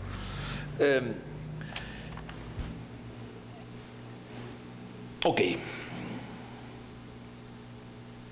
La propuesta de mayor rigor analítico representa una ruptura con la propia concepción de la filosofía del maestro de todos ellos, José Gauss. No porque la careciera de rigor, sino porque él mismo no concebía la filosofía hispanoamericana como una obra sistemática, sino el mismo Gauss, como la alemana, o de rigor metodológico analítico, sino más bien con características de ensayo que conjuga estilos literarios, la reflexión histórica, la proyección pedagógica y el compromiso político. Esta es la filosofía que considera Gauss como la propia de Iberoamérica, es decir, la propia escrita en lengua castellana, y que es diferente a la alemana, y que es diferente a la anglosajona, y que es tan valiosa como esas, pero diferentes. Entonces, cuando dice Villoro, esto no es riguroso, dice, no, Gauss no nos interesa esa filosofía distintiva del pensamiento iberoamericano. Necesitamos acceder a los niveles de mayor rigor propio de la filosofía anglosajona, para ser claros, ¿no? La filosofía analítica, es decir, el análisis lógico y semántico del lenguaje. Por ahí tenemos que irnos. Este tipo de filosofía desarrollada magistral, es decir, la que está describiendo Gauss, este tipo de filosofía iberoamericana, con estas características, reflexión histórica, proyección pedagógica, estilo literario, compromiso político. Este tipo de filosofía, desarrollada magistralmente por Villoro en sus primeras obras sobre México, parecía decepcionar al propio Villoro y a algunos de sus colegas, y de ahí su búsqueda de una metodología analítica rigurosa que marcaría una nueva etapa de la filosofía hispanoamericana. Refiriéndose Villoro a la obra más lograda, según él, de Gauss, de la filosofía, y su otra obra, del hombre, que a su juicio de Villoro son las dos obras de Gauss más completas, Villoro marca claramente la ruptura con su gran maestro Gauss a quien siempre le guardó, desde luego, la más alta admiración como profesor. En estos libros de Gauss, áridos y difíciles, llega a su término una tendencia predominante hasta hace poco en la filosofía de la lengua española: explicar los problemas tradicionales de la filosofía acudiendo a caracteres de la condición humana, de la vida histórica o individual. Antropologismo, psicologismo, historicismo que marcaron nuestros países el pasado más cercano, pero en los cuales ya no podemos reconocernos. Fin de la cita de Villoro. El mismo Villoro vislumbra que ya en Gauss se atisbaba una crítica, se atisbaba, ¿verdad? Nomás se atisbaba por ahí, una crítica a su propio modo de hacer filosofía. Lo que pasa es que hubiera sido un analítico Gauss y vive más tiempo, pero no le dio la vida, ¿verdad? Dice, una crítica a su propio modo de hacer filosofía. Incluso su obra encuentra, sin proponérselo, los temas más vivos de nuestro tiempo filosófico: la filosofía del lenguaje y el análisis conceptual, dice Villoro. Su giro hacia la filosofía analítica del lenguaje, iniciado desde fines de los años 60, culmina con la publicación de su libro Creer, Saber, Conocer, 1982, probablemente el libro de epistemología más influyente escrito por un autor iberoamericano en todos los tiempos. Desde luego que Villoro no rechaza todos los, o sea, tocaba varios instrumentos y varios estilos de música, y los tocaba al más excelso nivel. Desde luego que Villoro no rechaza todos los temas antes tratados sobre el indigenismo histórico y las ideologías políticas que han transformado a México. Lo que plantea es rigor metodológico en su tratamiento. Pero de hecho, su giro analítico ciertamente alejó a Villoro del análisis crítico de los grandes problemas de la realidad de México y del mundo. No obstante, en esta etapa, Villoro se preocupó por darle un sello de originalidad iberoamericana a la filosofía analítica, y para ello fundó, junto con Alejandro Rossi y Fernando Salmerón, Crítica, revista de filosofía iberoamericana. Es una de las mejores revistas de filosofía analítica, estrictamente filosofía analítica, es decir, filosofía basada en el análisis lógico y semántico del lenguaje, en la vertiente wittgensteiniana y en general de la filosofía ordinaria del lenguaje. Aquí quizás una nota: estos tres grandes filósofos, amigos, discípulos de Gauss, Rossi, Salmerón, Villoro. Guerra se apartó muy pronto de ellos, ¿no? Guerra no entró nunca al análisis, a la filosofía analítica. Él se consolidó en la filosofía alemana, Kant y francesa, ¿no? Pero no en la filosofía analítica, y ahí era una separación total, ¿no? Inclusive de exclusión de estos tres respecto a Guerra, y recíprocamente, ¿no? Y recíprocamente. Esa es parte de la historia de la filosofía mexicana.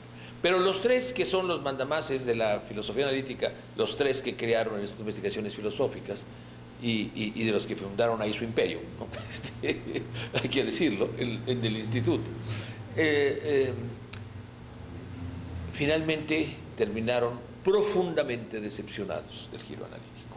Rossi deja la filosofía, deja de hacer filosofía muy pronto y se dedica a la literatura. Salmerón, siempre involucrado con cuestiones de poder, rector de la UAM, ¿no? Director de investigaciones filosóficas, en fin, el rector de la Veracruzana, ¿no? Siempre involucrado, muy cercano a los secretarios de Educación, particularmente a Bartlett, ¿no? Asesor de Bartlett.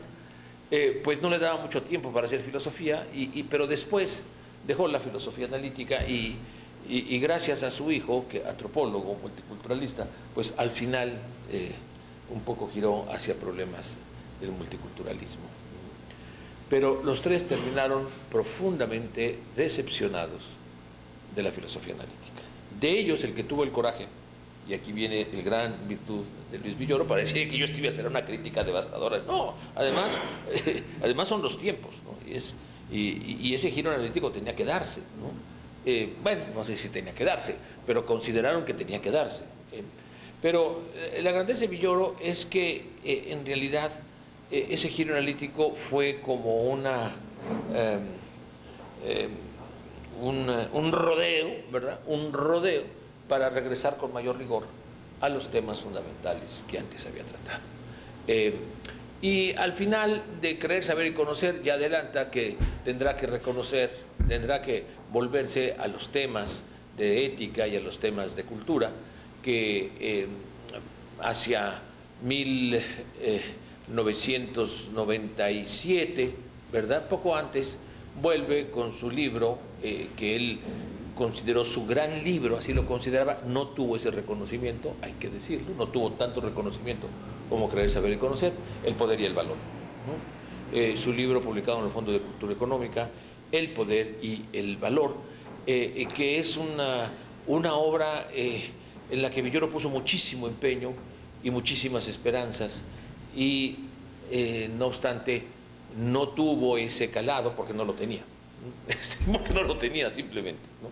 El calado tan impactante como Creer, Saber y Conocer, o como sus dos obras iniciales, que tuvo un impacto enorme, ¿no? Sus dos obras iniciales, sobre todo las dos, en los grandes momentos del indigenismo y el proceso ideológico, son obras, diría yo, clásicas del siglo XX, y Creer, Saber y Conocer es una obra clásica de filosofía analítica, y cuando trata de hacer esta conjunción, ¿no?, entre el uso de la filosofía analítica como metodología sobre los temas centrales del poder, del valor y de la realidad mexicana, no tiene ese éxito y ese logro, ¿verdad?, que había tenido anteriormente. Yo creo que se da plenamente cuenta de ello.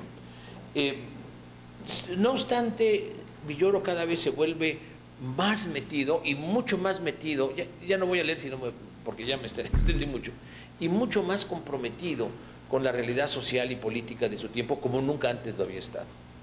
Claro, a raíz del levantamiento zapatista. Y escribe, posteriormente al Poder y el Valor, el libro Estado Plural, Pluralidad de Culturas, escrito después del levantamiento zapatista. Representa una nueva interpretación de la relación entre los pueblos indígenas y el Estado mexicano. Precisamente en el capítulo sobre el derecho de los pueblos indios a la autonomía, Villoro retoma esta crítica al indigenismo que estaba ya presente 50 años antes en los grandes momentos del indigenismo. Cito a Villoro: desde el siglo XVI los pueblos indios de América han sido para criollos y mestizos lo otro juzgado y manipulado para su explotación, o por el contrario, para su redención. Nosotros somos quienes los utilizamos, pero también quienes pretendemos salvarlos. Pero también lo es el indigenismo, que pretende ayudar a su liberación. Mientras seamos nosotros quienes decidamos por ellos, seguirán siendo objeto de la historia que otros hacen. La verdadera liberación del indio es reconocerlo como sujeto, en cuyas manos está su propia suerte, sujeto capaz de juzgarnos a nosotros según sus propios valores, como nosotros lo hemos siempre juzgado, sujeto capaz de ejercer su libertad sin restricciones, como nosotros exigimos ejercerla. Ser sujeto pleno es ser autónomo. El problema del indio solo tiene una solución definitiva: el reconocimiento de la autonomía de los pueblos indios. Bueno, aquí ya está claramente en este libro, Estado Plural, Pluralidad de Culturas, pues de 1997, me parece, o 98, este compromiso con el movimiento zapatista, y este filosofar y acompañar desde su filosofía. Pero como podemos ver, más allá de la crítica al indigenismo, lo novedoso de este libro es precisamente una propuesta de solución que no había encontrado antes: el reconocimiento del derecho de las autonomías a las comunidades indígenas. El trágico tono de los grandes momentos del indigenismo y lo irresoluble de sus contradicciones se tornan ahora en una nueva esperanza, en una alternativa vislumbrada desde la conquista misma. Nosotros podemos, es un filósofo muy interesante, Villoro, porque después de este pesimismo originario, de estas aporías de la realidad mexicana, del Estado, de sus primeros libros, conforme hace este periplo y regresa, pues no se vuelve más, como la mayoría de los filósofos europeos, más pesimista, más analítico, más intelectual, menos comprometido, sino todo lo contrario, ¿no? Aquí es lo que quiero yo resaltar, esta gran virtud de Luis Villoro, esta grandeza de espíritu de Luis Villoro. Villoro desarrolla una teoría de la autonomía de los pueblos indios, argumentando que su reconocimiento no implica deterioro de la autonomía. La autonomía es una forma restringida, local y parcial de autodeterminación, diferente a la total y nacional, que es la soberanía. Esta distinción es fundamental para entender el debate entre el gobierno federal y el STLN a propósito de la autonomía. Recordemos que el entonces presidente Zedillo rechazó la propuesta de la COCOPA sobre la Ley de Derechos y Cultura Indígena, precisamente porque confundía, perversamente, autonomía y soberanía. Al respecto, Luis Villoro afirma. Bueno, quiero decirles que Luis Villoro escribió, escribía en La Jornada y en otras publicaciones, pero hay dos artículos que hay que destacar. Una dirigida al presidente Salinas, diciéndole que en su decisión estaba el convertirse en la gran vergüenza de la historia mexicana, o en reconocer, así le hablaba, o en reconocer por primera vez un presidente el derecho a la autonomía y a su reclamo vía rebelión de los pueblos indígenas. Y esto lo publicó y sin lugar a dudas causó mella. También con Zedillo, con la COCOPA, con este tema, pues le dijo a Zedillo que no entendía los conceptos, ¿no? Una cosa es autonomía y otra cosa es soberanía. Y o bien está mal asesorado y es un error, o bien hay una perversión, con toda claridad Villoro. Este tipo de posiciones no las tenía Villoro antes. Villoro se va radicalizando en su filosofía y se va radicalizando a favor de este compromiso con los pueblos indígenas, ¿no? Y un compromiso abierto. Toda esta filosofía que decían no nos identificamos, esta filosofía dirigida al amplio público con compromiso político, con una forma retórica persuasiva que había criticado en su giro analítico, pues la vuelve a practicar, pero ciertamente haciendo uso de ese instrumental metodológico de la filosofía analítica. Queda muy clara en la exposición de Braulio el rigor conceptual, ¿no? Es que si ustedes ven, son estructuras conceptuales, claro, expuestas de una forma con una excelente pluma, pero ahí está el sello analítico que nunca va a abandonar. Lo que pasa es que la claridad conceptual tiene una función, no es un fin en sí misma la filosofía analítica, es un instrumento de claridad y de elaboración de conceptos, ¿no? Y de tal manera, no es que Villoro se arrepiente, pero dice, bueno, esto de la filosofía analítica por sí mismo es muy aburrido y no tiene sentido. En cambio, sí, se retoma, y lo pudimos ver muy claramente me gustó mucho la exposición de Braulio, porque justamente va viendo cómo se van entrelazando con claridad semántica los conceptos, ¿no? Y esto no lo tenía Villoro antes, esto es parte de su giro analítico, este aprendizaje de su giro analítico. La estrategia de lucha de los pueblos indígenas a favor de su autonomía es un contrapoder donde el valor de la dignidad y la libertad se oponen al poder estatal. Esta categoría de contrapoder éticamente fundada nos la presenta Villoro desde su libro El poder y el valor, y me parece que es clave de su giro filosófico hacia la esperanza de un mundo mejor, de un buen vivir, no solo para los indígenas, sino para todos los mexicanos y para el mundo entero, como nos lo expone en sus últimos libros. Y me refiero a dos libros. Los retos de la ciudad por venir. Luis Villoro analiza el problema de la justicia, la democracia y el multiculturalismo. Para elucidar el concepto de justicia, Villoro elige esta vía negativa. Justamente esto es muy interesante, es decir, partamos, todos los filósofos, la mayoría de los filósofos parten de un concepto de justicia, desde Platón hasta Rawls. ¿Qué es la justicia? Viene el concepto. Entonces, una vez que se define el concepto de justicia, vemos qué tanto cuadra o no cuadra con la realidad y decimos esa realidad es injusta, ¿no? Dice, nosotros hemos partir de otra vía, de la experiencia del sufrimiento, de la injusticia.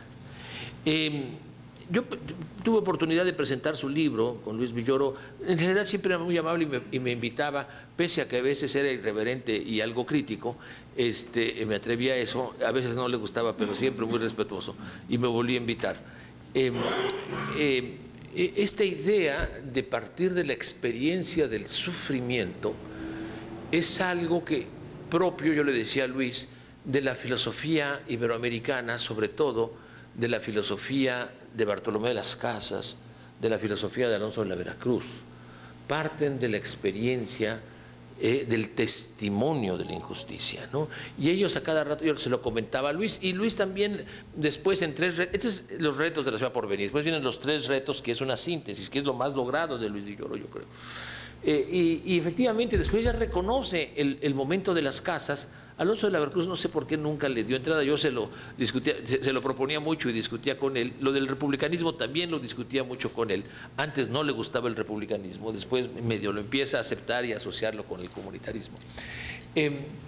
Pero en el caso de esta vía negativa es sumamente importante. Y lo que vamos a ver en la clase de ahora, perdón, bueno, en lo que nos queda de clase, es justamente esta propuesta, pero no de Villoro, sino de Manuel Gómez Morín, en su libro 1915.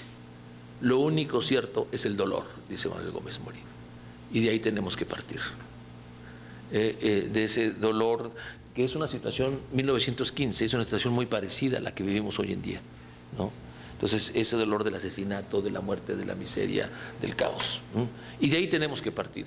Y es un poco esta vía negativa que está partiendo Luis Villoro, y que es en realidad una radicalidad del pensamiento filosófico. Es decir, tenemos que partir de cómo la gente siente, de cómo la gente siente, y lo que siente es el sufrimiento, y lo que siente es la injusticia. Ahora, haciendo estos contrastes que tú hacías, pues vean nomás qué absurdo de la propuesta que hizo la otra vez el presidente. Yo los invito, decían igual, a superar el dolor, ¿no? Es exactamente lo contrario que está proponiendo Luis Villoro, a construir a partir del dolor, no a superarlo, no a superarlo, a construir. El dolor es lo único cierto, lo único auténtico, y en lo que todos coincidimos y compartimos. Y de ahí tenemos que partir, dice Villoro. Lo mismo, exactamente lo mismo, ahí tenemos las citas de Manuel Gómez Morín en este libro 1915, es lo que plantea. Tenemos que partir del dolor, le llama Manuel Gómez Morín. Es lo único cierto, indubitable, y lo que nos une a todos los mexicanos. Disminuir el dolor, ¿no?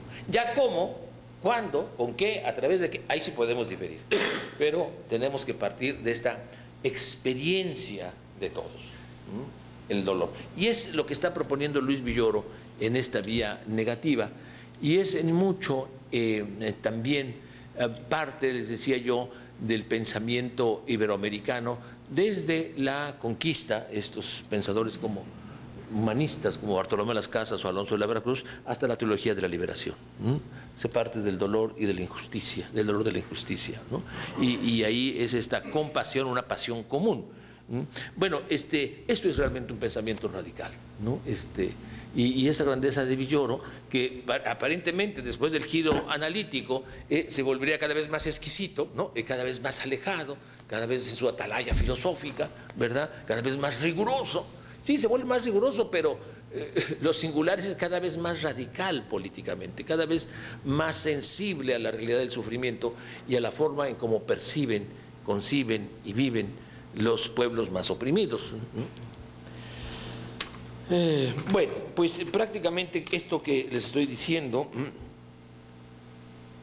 la justicia de esta manera podría expresarse en un enunciado negativo: la no exclusión de la pluralidad de culturas, no exclusión del bien común de la sociedad, no exclusión en el cumplimiento universal del debido. La justicia como no exclusión abre un horizonte. Y en las marchas me llevé a Villoro en un cartel, desde luego, en el que el otro lado decía la siguiente cita: la conciencia del sufrimiento de la injusticia abre una vía hacia la justicia. Y quizás es la única forma de ver esta vía, el sentimiento y la conciencia de la injusticia. Termino. Dice Villoro: empecé diciendo en el libro Tres retos de la ciudad por venir, otra visión del mundo es posible. Ahora terminaría afirmando que frente a la visión de la modernidad occidental, ese otro mundo posible ya está aquí, ahora, en pequeño, en las juntas de buen gobierno de la zona zapatista, no como utopía, sino como un lugar real existente. Este optimismo desbordante de Luis Villoro también es una gran virtud. Conforme se hace más viejo y se acerca a la muerte, se vuelve más optimista. Y el optimismo está en esos que han sido, en esos que han sufrido la injusticia, en esos que han sido siempre excluidos, en los pueblos indígenas. Las víctimas, los excluidos, los oprimidos, se convierten en realidad en la esperanza salvífica, no solo de ellos mismos, sino de toda la nación y de todo el mundo. Hay ciertamente un sentido religioso en el pensamiento de Luis Villoro, y esto es otra veta interesantísima que también trabajó Villoro toda su vida, ¿no? En textos como La Mezquita Azul, por ejemplo, ¿no? Esta experiencia mística que tuvo Villoro en una, ¿cómo se llaman las? En la Mezquita Azul, bueno, una mezquita, claro, ¿cómo se llama? Sí, una mezquita, ¿no? En una mezquita, y que la idea de lo sagrado siempre estuvo muy presente en toda la vida filosófica de Villoro. Gracias, Luis Villoro, por tu riguroso optimismo filosófico que, conforme te acercabas a tu muerte, se hacía cada vez más y más fuerte, desafiante y emancipador. Este optimismo libertario anima y da interés a la lucha actual por los estudiantes indígenas de Ayotzinapa, y muchos sentimos que tu voz se une al clamor de la nación mexicana por justicia. El clamor de Ayotzinapa vive. Muchas gracias.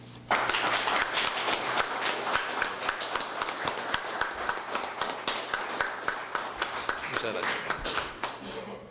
Muchísimas gracias, doctor. Vamos a abrir un espacio para platicar. El tiempo, la verdad, ya queda en manos de ustedes. No hay ningún inconveniente como institución de seguir platicando. Quisiera yo tomarme la palabra y retomar dos cosas que mencionó Braulio y también el doctor Velasco, y contar brevemente una experiencia que le decía a Braulio, me disparó algo en el cerebro, diría mi hijo, y tiene relación precisamente con lo último que hablaban de la relación con la teología de la liberación y en la democracia comunitaria. Durante el gobierno militar del general Pinochet en Chile, un arzobispo salesiano, Raúl Silva Enríquez, empieza a generar algo que se llamaron las comunidades eclesiales de base. Bueno, yo no soy creyente, la verdad. ¿Qué año más o menos? El año 81, o el año 80-81, 7 o 8 años después del golpe militar. Ya desde antes se venían generando. Pero él empieza a retomar, Raúl Silva Enríquez, ya como parte de la formación de algunos universitarios de esa época, el crear estas comunidades, como se llamaban, eclesiales de base, para generar un poco esto de la democracia comunitaria. Estas comunidades de base, en poblaciones marginales y otras no tanto, empezaron a socavar todo el cimiento del gobierno militar. Y cuando llega el plebiscito del año 88, se hizo vivo esto. ¿Por qué? Porque gana el no, pierde el sí. Pinochet se va, bueno, un año y medio después, pero se va, con la opción de haberse quedado, haber desconocido esto. Pero fue tan grande, siento yo, este trabajo, que permitió de alguna manera hacer realidad esta democracia comunitaria, hacerla una herramienta tan fuerte y tan real, para lograr que el general agarrara sus cosas y se fuera. Duró bastante más tiempo después, pero se fuera por lo menos y permitiera las puertas a la democracia. Y se los cuento como experiencia porque a mí me tocó participar de eso. Me tocó estar en eso. Y me provoca, y va una pregunta quizás para iniciar el diálogo, y me provoca mucho el escuchar todo lo del doctor Villoro y preguntarme, con esta experiencia que les acabo de contar, y lo poco y nada que sé de él, del doctor Villoro, y lo que acabamos de escuchar de nuestros tres expositores, ¿a qué debemos o de qué manera podemos entender que sea tan actual el pensamiento? A que desde siempre del pensamiento del doctor Villoro, a que desde siempre hemos estado muy mal, por no ocupar una expresión más coloquial, lo cual obviamente nos pondría en la posición de que no hay novedad en esto porque siempre hemos estado mal, entonces cualquier pensamiento en ese sentido sería actual. ¿Cómo lo podríamos entender? ¿Cómo lo podríamos definir en términos de, no es pitonizo ni mucho menos, sino que simplemente su pensamiento siga siendo actual? Absolutamente, lo que acaba de mencionar al final Ambrosio. Esa es una. Y la otra es reconocer que este lado, no sé si religioso o no, permitió en algún momento, sobre todo lo que decía tú de la parte iberoamericana, de lograr democracias que quizás mucha gente no creía que se iban a lograr. Y también lo vuelvo a decir de manera muy personal. Mucha gente pensaba que Pinochet iba a seguir eternamente, o por lo menos durante más años de los que estuvo, y no. Yo creo que esa democracia comunitaria se hizo realidad en ese sentido.